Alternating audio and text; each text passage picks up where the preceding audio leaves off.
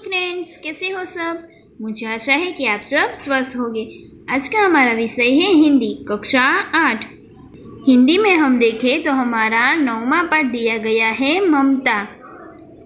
हमारा जो आज का जो पाठ है 9वां पाठ ममता, उसके लेखक है जयशंकर प्रसाद। आप चित्र में देख सकते हो कि ये है जयशंकर प्रसाद। जयशंकर प्रसाद का जन्म स्थान है वाराणसी, उत्तर प्रदेश में हुआ था। उसका जन्म हुआ था 30 जनवरी 1889 में हुआ था। उनकी मृत्यु 14 जनवरी 1937 में हुई थी। और उसकी जो मुख्य कृतियाँ हैं वो है चंद्रगुप्त, स्कंदगुप्त, ध्रुवस्वामिनी उनके प्रमुख नाटक है। और कामायनी है वो उनका प्रसिद्ध महाकाव्य है। और उनकी जो कृतियों है उनकी विशेषता क्या थी, तो उनकी रचनाओं में मुख्य रूप से भारत की ऐतिहासिक संस्कृति की झलक मिलती है। तो इस पाठ में जयशंकर प्रसाद द्वारा रचित इस कहानी की नायिका ममता है। ममता विधवा है। रोहतास दुर्ग के मंत्री चूड़ामणि अपनी इस एकमात्र स्नेह पालिता पुत्री के दुख से अत्यंत दुखी है। वे उसका भविष्य सुरक्षित करने के प्रयास करते हैं, किंतु पिता द्वारा भिजवाए स्वर्ण उपहारों को ममता लौटा देती है। डालियों में छिपकर बैठे पठान सैनिकों ने अलग ही दिन दुर्ग पर अधिकार किया है। चूड़ामणि वहीं मारे गए, किंतु ममता वहां से सुरक्षित काशी के उत्तर में स्थित एक विहार में जा पहुंची और वहीं रहने लगी।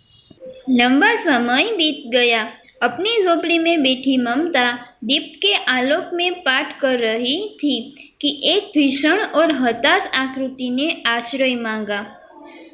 संकोच पूर्वक ममता ने अतिथि धर्म का पालन करते हुए उस पाथिक को आश्रय दिया। वह पाथिक कोई और नहीं, हुमायूं ही था, जिसने सुबह होने पर अपने एक सैनिक मिर्जा को इस वृद्धा की टूटी झोपड़ी बनवाने का आदेश दिया था। ममता अब 70 वर्ष की हो चली थी। अचानक उसे एक अश्वारोही की आवाज सुनाई दी, जो उसकी झोपड़ी के बारे में पूछताछ कर रहा था। ममता उस मुगल अश्वारोही को वह स्थान सौंपकर अनंत यात्रा पर चली गई। उस स्थान पर एक आकर्षक मंदिर बना और जिसके शिलालेख पर 7 देश के सुरेश हुमायूं और उसके पुत्र अकबर का नाम तो था, किंतु ममता का नाम नहीं, जिक्र तक नहीं था। तो ऐसा ही कुछ हमारे पाठ में दिया गया है। तो हम देखते हैं रोहतास दुर्ग के प्रकोष्ठ में बैठी हुई युवती ममता शोण के तीक्ष्ण गंभीर प्रवाह को देख रही थी। तो इसका मतलब है रोहतास दुर्ग का मतलब होता है किला, और प्रकोष्ठ का मतलब होता है भवन का फाटक के पास वाला कमरा। और शोण का मतलब होता है नदी। और तीक्ष्ण का मतलब होता है तेज। और गंभीर का मतलब होता है गहरा। और प्रवाह का मतलब होता है बहाव। तो आप चित्र में देख सकते हैं कि जो ममता है वो बैठी हुई है। तो रोहतास दुर्ग के प्रकोष्ठ में बैठी हुई युवती ममता शोण के तीक्ष्ण गंभीर प्रवाह को देख रही थी, जो किले में बैठी हुई भवन का फाटक के पास वाला कमरा था, वहां से वो वहां बैठी हुई थी। और नदी का जो शोण का है वो नदी का नाम है। तो वो जो शोण नदी है वहाँ उसका जो तेज प्रवाह था, बहाव था, वो देख रही थी। और मन में वेदना, मस्तक में आंधी और आंखों में पानी की बरसात लिए वह विकल थी। वेदना का मतलब होता है पीड़ा, और विकल का मतलब होता है बेचैन। वो उसमें मन में बहुत पीड़ा थी, वो बहुत दुखी थी। और मस्तक आंधी, आंखों में पानी बरसाते है, वो बेचैन बैठी हुई थी। वह रोहतास दुर्ग के मंत्री चूड़ामणि की एकमात्र दुहिता थी। दुहिता का मतलब होता है पुत्री। वो रोहतास दुर्ग के मंत्री चूड़ामणि की पुत्री थी। उसके लिए कोई अभाव होना असंभव था, परंतु वह विधवा थी। उसकी विडंबना का अंत कहाँ था? इसका मतलब है उसके लिए अभाव होना कोई असंभव नहीं था। वो जो मांगे उसे वो मिलता था, लेकिन इस बात की चिंता थी कि वो विधवा थी। और विडंबना का मतलब होता है भाग्य की विचित्रता। उसके भाग्य में कहीं ये दुख का अंत ही नहीं था। चूड़ामणि ने चुपचाप उसके प्रकोष्ठ के प्रवेश किया। उसका मतलब जो चूड़ामणि उसके पिता थे, उन्होंने चुपचाप उसकी झोपड़ी में प्रवेश किया। बाद में श्रवण के प्रवाह और उसके कलनाद में ममता अपना जीवन मिलाने में बेसुध थी। श्रवण वो जो नदी है, उस नदी का प्रवाह, और उसका कलनाद का मतलब होता है पानी का आवाज़। तो वो श्रवण नदी का प्रवाह और उसके पानी का आवाज़ में ममता अपना जीवन मिलाने में बेसुध का मतलब होता है तल्लीन, बेखबर थी और पिता का आना न जान सकी। इसका मतलब है जो उनके पिता जो पीछे आए थे, उसे पता नहीं था कि मेरे पिताजी मेरे घर पर आए हैं, उसके पीछे खड़े थे, उसको वो मालूम नहीं था।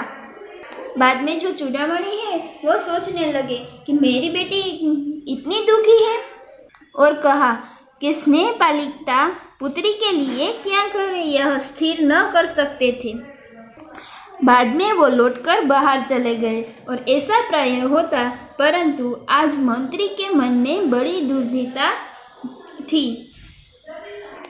एक पहर बीत जाने पर वे फिर ममता के पास आए। पहर का मतलब होता है समय। एक थोड़ा समय बीत जाने पर वो फिर से ममता के पास आए और इस समय उनके पीछे 10 सेवक चांदी के बड़े थालों में कुछ लिए हुए खड़े थे, और आप चित्र में देख सकते हैं। तो कितने ही मनुष्य के पद शब्द सुन ममता के घूमकर देखा, तो उसके पाँव की आवाज़ सुनकर ममता ने घूमकर देखा, तो वहाँ वो उनके पिताजी और उनके सैनिक थे। बाद में मंत्री ने सब थालों को रखने का संकेत दिया और अनुचर थाल रख कर चले गए, और जो सेवक थे वो सैनिक थे, वो थाल रख कर चले गए। ममता के पिता ने उन सैनिक को कहा कि तुम यहाँ जो ये थाले हैं, सब थाली है, वो यहाँ रख दो और आप चले जाओ। वो सब वहाँ रख कर वो चले जाते हैं। बाद में ममता है वो अपने पिताजी से पूछती है, यह क्या है पिताजी? उनके पिताजी, इसका मतलब है जो मंत्री, उनके पिताजी कहते हैं कि तेरे लिए है बेटी, उपहार है। कहकर चूड़ामणि ने आवरण उलट दिया। इसका मतलब जो थाली के ऊपर जो कपड़ा ढका था, वो ये कह ममता को कहा कि ये तेरे लिए है। ये कहकर चूड़ामणि वो ममता के पिता ने आवरण, इसका मतलब जो कपड़े थाली के ऊपर कपड़ा था, वो उलट दिया। सुवर्ण का पीलापन उस सुनहरी संध्या में विकीर्ण होने लगा। ममता चौंक उठी और बाद में ममता ने देखा तो जो वो थाली में सुवर्ण का पीलापन सुनहरी संध्या में विकीर्ण, इसका मतलब चमक रहा था। जो सोना था वो चमक रहा था। तो ये देखकर ममता है वो चौंक गई। और बाद में ममता ने कहा, इतना स्वर्ण, यह कहाँ से आया? तो ममता ने कहा, इतना सोना ये कहाँ से आया? बाद में उनके पिता चूड़ामणि ने कहा, चुप रहो ममता, यह तुम्हारे लिए है। बाद में ममता कहती है, तो क्या आपने शत्रु का उत्कोच स्वीकार कर लिया? तो उत्कोच का मतलब होता है घूस, रिश्वत। तो वो कहती है, वो पूछती है कि तो क्या आपने शत्रु का उत्कोच स्वीकार कर लिया? पिताजी, यह अनर्थ है, अर्थ नहीं। इसका मतलब वो कहती है कि ये अनर्थ है, ये सच नहीं है। लौटा दीजिए पिताजी, हम लोग ब्राह्मण हैं, इतना सोना लेकर क्या करेंगे? उसके पिता को कहती है। बाद में उनके पिताजी कहते हैं, इस पत्नोन्मुख वंश का प्राचीन सामंत वंश का अंत समीप है बेटी। पतनोन्मुख, इसका मतलब होता है जिसका पतन शीघ्र होने वाला हो। उनके पिताजी कहते हैं कि जिसका पतन शीघ्र होने वाला हो वो प्राचीन सामंत वंश का अंत समीप है, तुम रख लो। बाद में ममता मन ही मन बोलती है कि हे भगवान, विभेद के लिए इतना आयोजन, और कहती है कि परमपिता की इच्छा के विरुद्ध इतना साहस। वो कहती है पिताजी, क्या हमें भीख नहीं मिलेगी? क्या कोई हमें 2 मुट्ठी अन्न भी नहीं देगा? और कहती है कि ये असंभव है, फेर दीजिए पिताजी, मैं कोप रही हूँ। वो कहती है कि जो ये सोना है उसकी चमक मेरी आंखों को अंधा बना रही है। बाद में जो उसके पिता चूड़ामणि है उस ममता को कहती है कि तू बड़ी मूर्ख है, और ये कहकर चूड़ामणि वहाँ से चले गए। दूसरे दिन जब डोलियों का ताज आ रहा था, मंत्री चूड़ामणि का हृदय धक धक करने लगा और वो अपने को रोक ना सके, और उन्होंने जाकर रोहतास दुर्ग के तोरण पर डोलिया का आवरण खुलवाना चाहा। इसका मतलब है उन्होंने वो दुर्ग किले पर जाकर रोहतास के तोरण का मतलब है दरवाजा खुलवाना का चाहा। तो बाद में जो सभी सैनिक थे वो कहने लगे कि यह महिलाओं का अपमान करना है, और बाद में सब लोग झगड़ने लगे और बात बढ़ गई। तलवारें खींची और मंत्री वहीं पे मर गए। राजा रानी और सब छली शेरशाह के हाथ के पड़े निकल गए, और ममता बाद में डोरी में भरे हुए पठान सैनिक दुर्ग भर में फैल गए, और परंतु ममता न मिली। उसे ममता मिली नहीं। सैनिक उसे ढूंढने आया लेकिन उसे ममता न मिली। काशी के उत्तर में स्थित धर्मचक्र विहार मौर्य और गुप्त सम्राटों की कीर्ति का खंडहर था। खंडित शिखरों वाले भवन, तृणगुल्मों से ढके हुए प्राचीन और ईंटों के ढेर से बिखरी हुई भारतीय शिल्प की विभूति थी, जो आप चित्र में देख सकते हैं। जहां गौतम का उपदेश ग्रहण करने के लिए पंचवर्गीय भिक्षु पहले मिले थे, उसी स्तूप के भगवान विष्णु की मलिन छाया में एक झापड़ी के दीपालोक में एक स्त्री पाठ कर रही थी। भाग्यवेश का मतलब होता है खंडहर, और दीपालोक का मतलब होता है दीपक का प्रकाश। तो इसका मतलब है इस झोपड़ी में एक दीपक के प्रकाश में एक स्त्री है, वो पाठ कर रही थी। बाद में एक सैनिक उसकी झोपड़ी में जाता है, पाठ रुक गया। जो पाठ कर रही थी वो पाठ रुक गया। एक भीषण और हताशा आकृति दीपक के मंद प्रकाश में सामने खड़ी थी।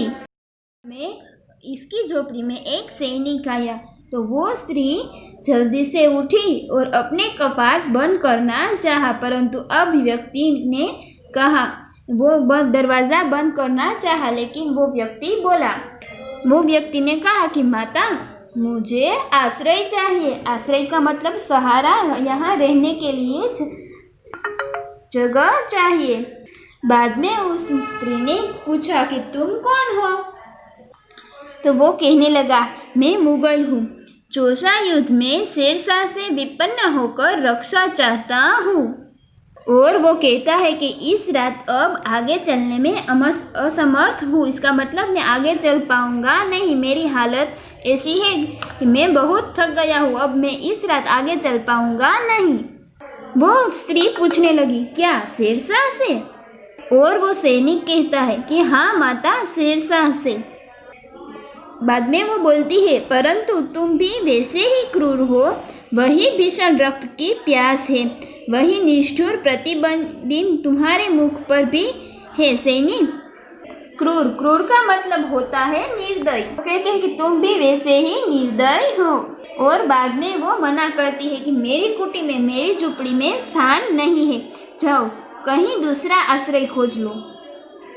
बाद में वो सैनिक कहता है, गला सूख रहा है, साथी छूट गए हैं, अश्व गिर गए हैं और इतना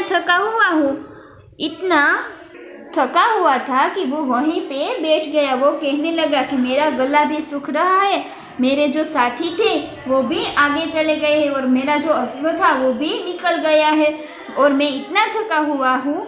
वो ऐसे कहकर वहाँ पे बैठ जाता है। वह व्यक्ति धम से बैठ गया। उसके सामने पूरा ब्रह्मांड घूमने लगा। इसका मतलब उसे चक्कर आने लगे। और वो स्त्री थी, वो मन में सोचने लगी कि ये विपत्ति कहाँ से आई। बाद में उसने जल दिया, मुगल के प्राण की रक्षा की। और बाद में वो सोचने लगी कि ये सब दया के पात्र नहीं है, मेरे पिता का वध करने वाले अतिताई है। वो सोचने लगी कि ये सब अच्छे लोग नहीं है, इन्होंने ही मेरे पिता का वध किया था, उसे तो सजा मिलनी चाहिए। और द्रोणा से उसका मन विरक्त हो गया। विरक्त का मतलब होता है दुखी हो गया। गुस्से से उनका मन दुखी हो गया। बाद में वो सैनिक कहता है, माता तो फिर मैं यहाँ से चला जाऊँ। और बाद में वो स्त्री है, वो विचार कर रही थी कि मैं ब्राह्मणी हूँ, मुझे तो अपना धर्म अतिथि देव के सत्कार का पालन करना चाहिए। वो सोचने लगी मैं एक ब्राह्मणी हूँ तो मुझे मेरे घर पर जो भी अतिथि आए उसका भला चाहना चाहिए। परंतु यहाँ नहीं, ये सब दया के पात्र नहीं है, परंतु यह दया तो नहीं कर्तव्य करना है। और बाद में तब मुगल अपनी तलवार टेककर उठा और खड़ा हो गया। और बाद में वो स्त्री कहने लगी, क्या आश्चर्य है कि तुम भी तब न करो और ठहरो। वो सैनिक बोलता है, चल नहीं, तब नहीं, स्त्री जाता हूँ। तैमूर का वंशधर स्त्री से छल करेगा, जाता हूँ, भाग्य का खेल है। और यहाँ कौन दूर है, यही झोपड़ी न, जो चाहे ले लो। इसका मतलब है वो कहती है कि यह झोपड़ी ही नहीं, तुम जो चाहे वो ले लो, मुझे तो अपना कर्तव्य निभाना पड़ेगा। जाओ भीतर थके हुए पथिक, तुम चाहे तो कोई भी हो, मैं तुम्हें आश्रय देती हूँ। सब अपना धर्म छोड़ देते हैं, क्या मैं भी छोड़ दूँ? बाद में मुगल ने चंद्रमा के मन प्रकाश में वह महिमामयी मुखमंडल देखा और उसने मन ही मन नमस्कार किया और ममता पास की टूटी दीवारों में चली गई। भीतर थके पाथिक ने झोपड़ी में विश्राम किया। इसका मतलब है झोपड़ी के अंदर जो पाथिक था उन्होंने विश्राम किया और जो ममता थी वो टूटी हुई दीवारों के पास चली गई। ममता पास की टूटी दीवारों में चली गई। भीतर थके पाथिक ने झोपड़ी में विश्राम किया। प्रभात में खंडहर की संधि से ममता ने देखा सैकड़ों अश्वारोही उस प्रांत में घूम रहे थे। अश्वारोही का मतलब होता है घुड़सवार, घोड़े पर जो सवार करने वाला होता है उसे हम अश्वारोही कहते हैं। और सुबह उठकर उन्हें वो दीवारें टूटी हुई थी, इसमें से एक थोड़ा सा बाहर का दिखाई दे रहा था। वहां से देखा तो कई जो घोड़े सवार थे, अश्वारोही थे, वो घूम रहे थे। वो अपनी मूर्खता पर स्वयं कोसने लगी। बाद में जो वो सैनिक होता है वो कहता है, मिर्जा मैं यहाँ हूँ। शब्द सुनते ही प्रसन्नता की चित्कारी ध्वनि से वह प्रातः गूंज उठा। ममता अधिक भयभीत हुई। बाद में वो सैनिक ने कहा, वह स्त्री कहाँ है, उसे खोज निकालो। ममता छिपने के लिए अधिक संतुष्ट हुई। वह मृगदाव में चली गई। मृगदाव का मतलब होता है शिकारियों से बचने के लिए मृगों के छिपने का वन। वो मृगदाव में चली गई और पूरा दिन उसमें से न निकली। दिन भर उसमें से न निकली। संध्या हो गई, वे लोग जाने लगे और संध्या हो गई। इसके बाद जो सिपाही थे वो जाने लगे और ममता ने सुना कि पाथिक जो घोड़े पर सवार होते हुए कह रहा था, मिर्जा उस स्त्री को मैं कुछ दे न सका, उसका घर बनवा देना, क्योंकि मैंने विपत्ति में यहाँ विश्राम पाया था, इसलिए उसका घर तुम बनवा देना। और वो कहता है कि ये स्थान तुम भूलना मत। इसके बाद वे वहीं से चले गए। चौसा के मुगल पठान युद्ध को बहुत दिन बीत गए। ममता अब 70 वर्ष की वृद्धा हो गई थी। जो युद्ध हुआ था उसके कई दिन बीत गए थे और ममता अब 70 वर्ष की हो गई थी, वृद्ध हो गई थी। एक दिन वह अपनी झोपड़ी में पड़ी थी और शीतलकाल का प्रभाव था। उसका जीर्ण कंकाल खांसी से गूंज रहा था। ममता की सेवा के लिए गांव की 2-3 स्त्रियां घर घेर कर बैठी थी। जीर्ण कंकाल, जीर्ण का मतलब होता है वृद्ध, जंजर, और कंकाल का मतलब शरीर का ढांचा। गांव की 2-3 स्त्री उसे घेर कर बैठी हुई थी, क्योंकि ममता आजीवन सबके सुख दुख की सहभागिनी रही थी। ममता ने जल पीना चाहा और एक स्त्री ने उसे जल पिलाया। सहसा एक अश्वारोही उसी झोपड़ी के द्वार पर दिखाई दिया। एक जो घोड़े सवार था वो उसके जो ममता के द्वार पर दरवाजे पर दिखाई दिया। वो अपनी धुन में कहने लगा, मिर्जा ने तो चित्र बना कर दिया है, वह तो इसी जगह का होना चाहिए। और कहने लगा मन ही मन कि वो बुढ़िया तो मर गई होगी। और वो कहने लगा कि अब मैं किससे पूछूं कि एक दिन शाहजहां हुमायूं किस छप्पर के नीचे बैठे थे। इसका मतलब आगे जो सैनिक था वो थे शाहजहां हुमायूं, और इसने वहाँ इस झोपड़ी में आश्रय लिया था। तो उन्होंने ही इस सैनिक को भेजा था। और वो सैनिक सोचने लगा कि अब मुझे तो नहीं मालूम कि ये शाहजहां है, वो कहाँ रुके हुए थे, छप्पर के नीचे बैठे थे, तो मैं अब किससे पूछूं। और वो कहने लगा कि ये घटना भी तो 47 वर्ष के ऊपर की हुई है। 47 वर्ष पहले यहाँ वो आए थे। 47 वर्ष भी ये घटना भी तो 47 वर्ष के ऊपर हुई है। बाद में जो वो बोल रहा था मन ही मन धीरे धीरे से, तो वो बात वो ममता ने सुन ली और ममता ने कहा उसे यहाँ बुलाओ। बाद में जो वो अश्वारोही था वो उसके पास आता है और ममता कहती है, मैं नहीं जानती हूँ कि वह शहंशाह था या साधारण मुगल। और वो कहने लगी, पर एक दिन इसी झोपड़ी के नीचे वह रहा था। और वो कहती है कि मैंने सुना था कि वह मेरा घर बनवाने की आज्ञा दे चुका था। भगवान ने सुन लिया, आज मैं इसे छोड़ जाती हूँ। और बाद में सैनिक को कहती है कि अब तुम इसका मकान बनाओ या महल, मैं अपने चिर विश्राम गृह में जाती हूँ। चिर विश्राम गृह का मतलब होता है स्वर्ग में, अब स्वर्ग में जाती हूँ। वो कहती है कि इस झोपड़ी का तुम्हें महल बनवाना हो या मकान, जो भी तुम चाहो वो बना सकते हो, क्योंकि मैं तो अब स्वर्ग में जाती हूँ। उसका जीवन के प्राण प्रखेरो उठ गए। वह अश्वारोही आवक खड़ा रह गया। और बाद में जो उस झोपड़ी की जगह पे वहाँ एक अष्टकोण मंदिर बना और उस पर शिलालेख लगाया गया। सातों देश के नरेश हुमायूं ने एक दिन यहाँ विश्राम किया था। उनके पुत्र अकबर ने उनकी स्मृति में यह विशाल मग्नचुंबी मंदिर बनवाया।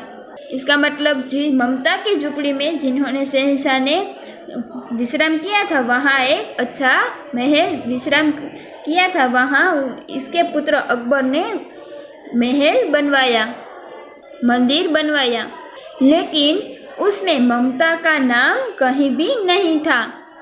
तो विद्यार्थीगण, यहाँ हमारा पाठ पूरा होता है।